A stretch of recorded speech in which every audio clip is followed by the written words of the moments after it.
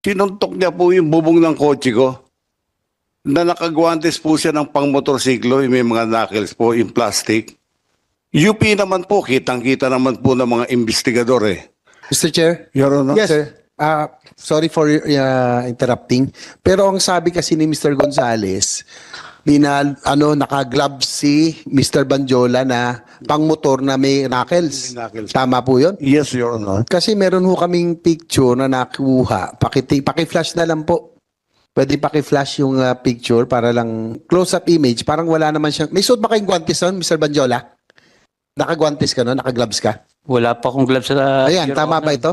Ito bang Opo, nakikita mo? Wala pa akong gloves kasi nga nasira po yung gloves ko. Oo nga po, itong nasa litrato ngayon, Opo. yan yung incident. Opo. Wala ka talagang gloves. Wala pa akong gloves. Ayun po, yun lang, Mr. Chair. Mr. Gonzales, Yes, Your Honor. this picture won't lie.